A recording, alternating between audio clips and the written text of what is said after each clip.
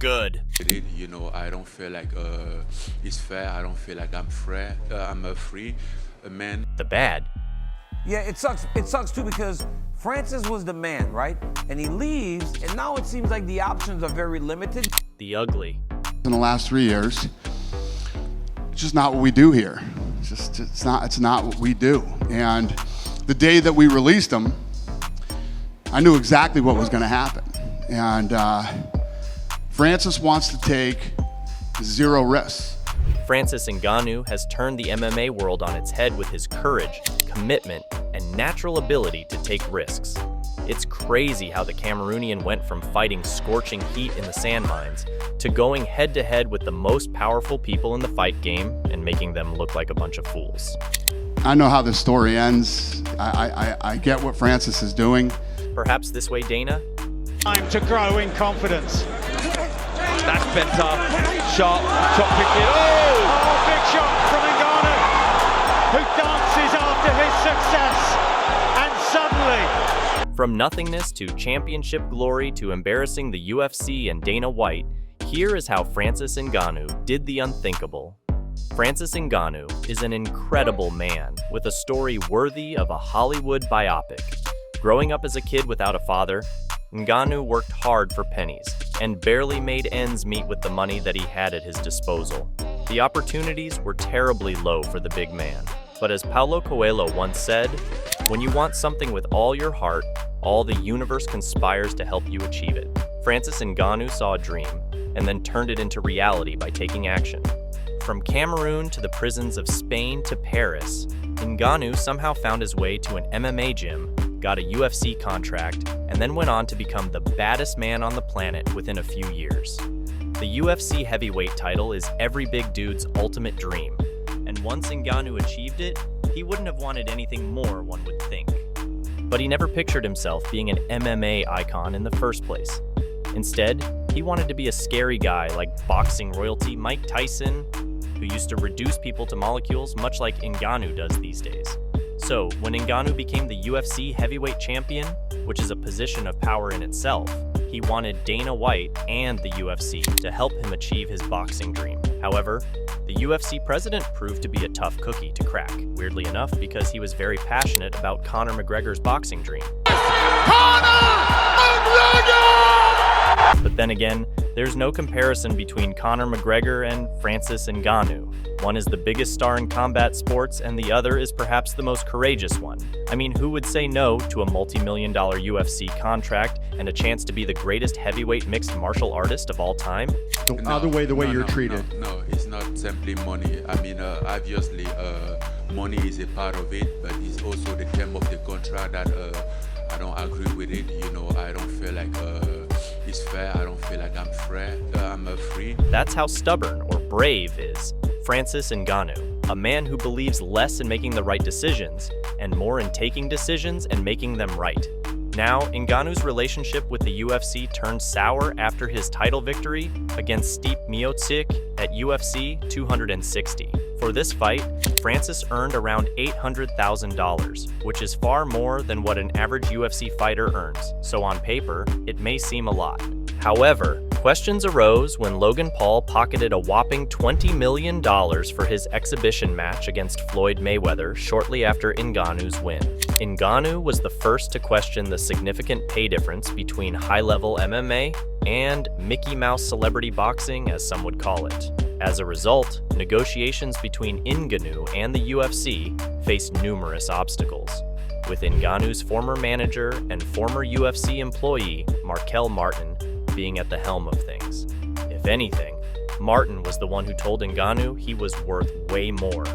Ngannou and the UFC eventually reached an agreement for his first title defense against Cyril Gane at UFC 270 in January 2022. For the UFC, it was a massive sigh of relief. But for Ngannou, it was his way of getting himself out of the UFC's one-sided contract. Ngannou's fight against Gane was the final one of his UFC contract.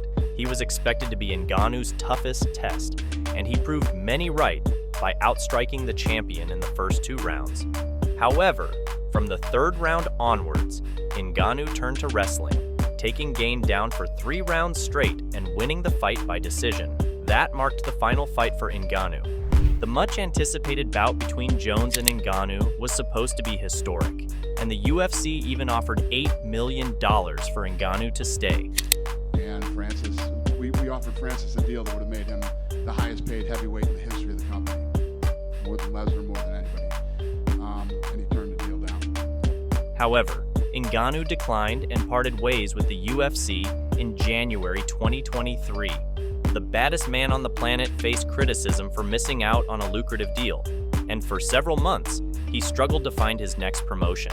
Then, the PFL offered a contract that allowed Ngannou the freedom to box, something the UFC wasn't willing to permit.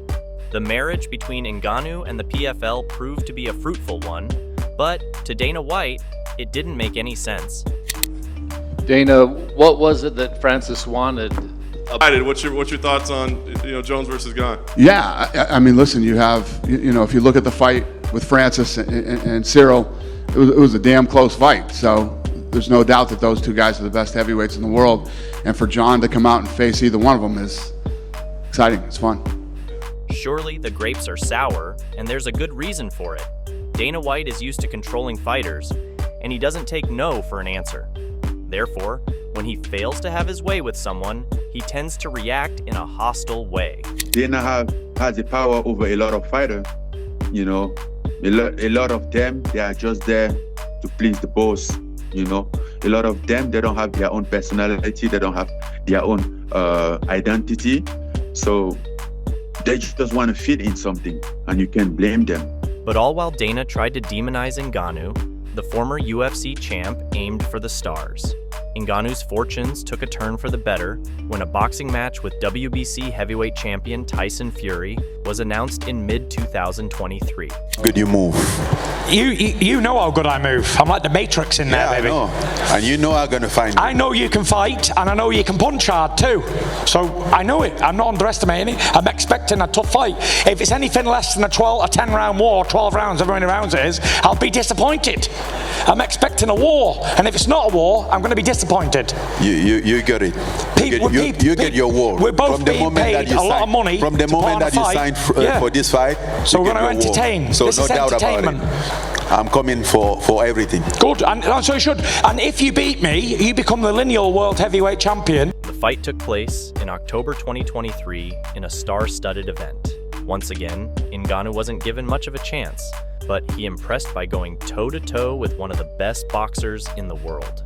Ngannou even dropped Fury in the 3rd round, but unfortunately lost by a razor-close split decision, with one judge making a highly questionable call. Despite the defeat, the close fight against Tyson Fury has opened doors for Ngannou in boxing. Now here's the interesting part.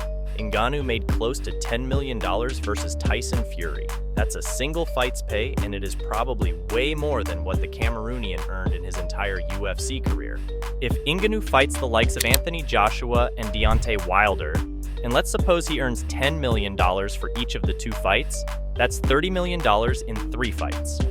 Now let's suppose Ngannou beats a few high-level boxers and earns potential rematches. He'll make so much money that he'll forget about mixed martial arts and more so about the UFC. From Cameroon to the UFC to boxing Tyson Fury, nobody gave him a chance.